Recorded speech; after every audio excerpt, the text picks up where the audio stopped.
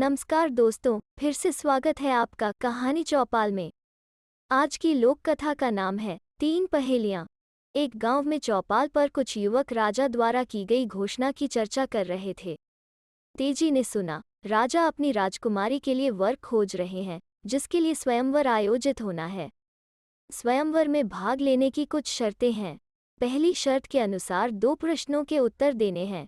पहला प्रश्न है, गौशाला में 3 गायें हैं, बताना है कौन सी गाय उम्र में सबसे छोटी, कौन सी उससे बड़ी और कौन सी सबसे बड़ी है। दूसरी पहेली है, एक बंद खाली कमरे को कुछ सामान रखे बिना कैसे भरा जा सकता है। आगे युवक कह रहे थे, 2 पहेलियां किसी ने सुलझा भी ली तो अंतिम शर्त तो पूरी करना असंभव ही है। कड़े पहरे के बीच राजमहल में प्रवेश करना और फिर अंतःपुर से राजकुमारी के पलंग के पायों के नीचे से सोने की ईंटें निकालकर राजा के सामने लाना, भला इतनी हिम्मत कौन कर सकता है। तेजी ने ध्यान से सारी बातें सुनी और अन्ना सा घर वापस आया। उदास बेटे को प्रसन्न करने के लिए हीरबाई ने तेजी की मनपसंद बाजरे की रोटी, चटनी और साग परोसा, लेकिन वो 2-4 निवाले खाकर ही उठ गया। खटिया पर लेटा वो ऊहापोह में पड़ा था। माँ से कैसे पूछूं, कहीं मना कर दिया तो।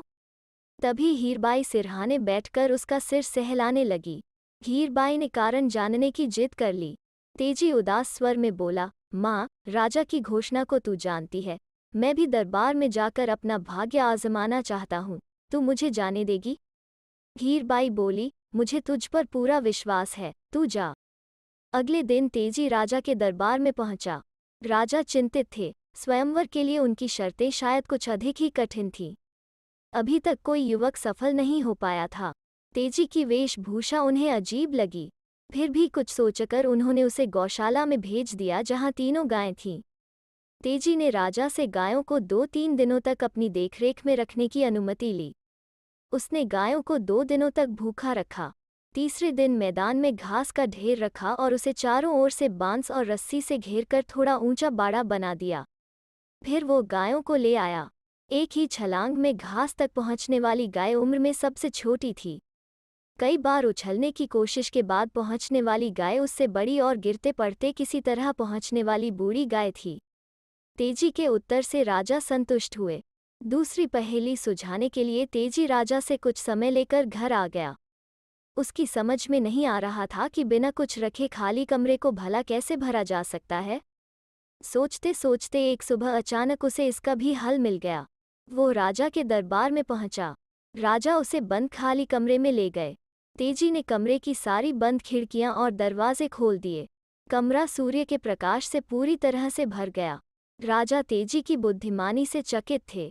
उन्होंने उसे तीसरी शर्त पूरी करने के लिए कहा। कुछ दिनों की मोहलत लेकर वो फिर घर लौट आया। माँ के साथ मिलकर तरकीबें सोचता रहा। हीरबाई अपने बेटे के लिए चिंतित हो रही थी, लेकिन तेजी ने हार नहीं मानी। उसने वेश बदल बदल कर राजमहल के आसपास कहीं से भी महल में प्रवेश करने की संभावना ढूंढी और एक योजना बना डाली। तेजी ने महल के पास घुड़साल में घास ले जाने वाले घसियारे से दोस्ती कर ली। घसियारा अच्छा इंसान था। तेजी ने एक दिन उसे विश्वास में लेकर सारी बातें बताईं और बोला, मुझे घास के गट्ठर में छिपाकर महल के पास पहुंचा दो। उसकी बात मानकर घसियारे ने उसे महल के परिसर तक पहुंचा दिया। वो घास के ढेर में छिपा रात होने की प्रतीक्षा करता रहा। अंधेरे में कोई आसानी से नहीं देख सके, इसलिए उसने काले रंग की पोशाक पहन रखी थी। आधी रात को अंधेरे में छिपते छिपाते वो राजकुमारी के कमरे तक जा पहुंचा। राजकुमारी गहरी नींद में सो रही थी। पलंग के चारों पायों के नीचे सोने की ईंटें अंधेरे में भी चमक रही थीं। उसने धीरे से राजकुमारी को जगाया। काली आकृति देखकर वो डर गई। तेजी ने कहा, मैं यमदूत हूँ, तुम्हें ले जाने आया हूँ। राजकुमारी डरते डरते बोली, मेरा विवाह होने वाला है, मैं जीना चाहती हूँ, मुझे छोड़ दो। तेजी ने कहा, मैं तुम्हें छोड़ दूँ तो यमराज दूसरे दूत को भेजेंगे, वो तुम्हें ले जाएगा। यदि तुम मरना नहीं चाहती तो सामने रखे संदूक में छिप जाओ, वो तुम्हें नहीं खोज सकेगा। राजकुमारी के हामी भरते ही तेजपाल ने उसे संदूक में बैठाकर संदूक बंद कर दिया और सोने की ईंटें निकाल लीं। संदूक में बैठी राजकुमारी की नींद अब पूरी तरह से खुल चुकी थी। वो बहुत डरी हुई थी, सोच रही थी, चिल्लाकर प्रहरियों को बुलाए या संदूक को जोर जोर से पीटे। तभी मन में बिजली सा एक विचार कौन था, कहीं यह वही नवयुवक तो नहीं जिसकी बुद्धिमानी की प्रशंसा पिताजी कर रहे थे। इसने 2 शर्तें पूरी कर ली हैं और शायद तीसरी पूरी करने आया है। अपने को यमराज बताकर तो इसने मुझे नींद में डरा ही दिया था। यह तो मेरा होने वाला पति है। राजकुमारी सांस रोके चुपचाप बैठी रही। सोचने लगी, असली बहादुरी, हिम्मत और बुद्धि की परख तो तब होगी जब यह ईंटें लेकर सुरक्षित महल से निकल जाएगा। देखूं, क्या करता है। अब तेजपाल दबे पांव राजा के कमरे में पहुंचा। सिरहा ने राजा की राजसी पोशाक रखी थी। उसने उसे पहन लिया और बाहर निकला। अंधेरे में प्रहरियों ने उसे राजा समझ आंखें झुकाकर सलाम किया।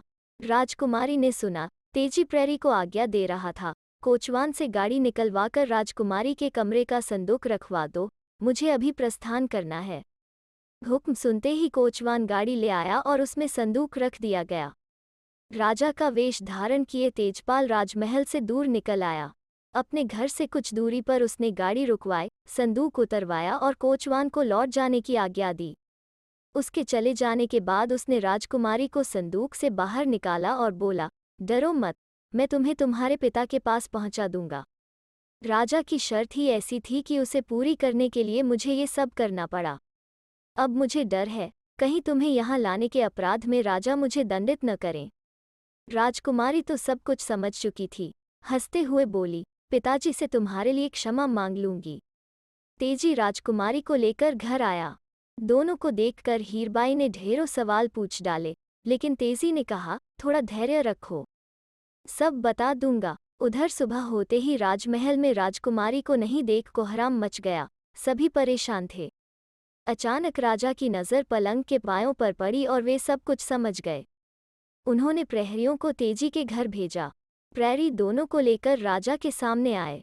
तेजपाल ने हाथ जोड़कर क्षमा मांगते हुए सोने की 4 ईंटें राजा के सामने रख दीं। राजा ने उसी समय निश्चय कर लिया कि तेजी ही उसकी राजकुमारी के लिए योग्य वर है। निर्धनता कोई दुर्गुण नहीं। तेजी ने अपनी हिम्मत, बहादुरी, बुद्धि स्वयं को असाधारण सिद्ध कर दिया था। राजा ने बड़ी धूमधाम से राजकुमारी का विवाह तेजपाल के साथ कर दिया। तो दोस्तों, कैसी लगी आज की कहानी? अगर अच्छी लगे तो शेयर, लाइक और चैनल को सब्सक्राइब जरूर करें। फिर मिलते हैं एक नई कहानी के साथ।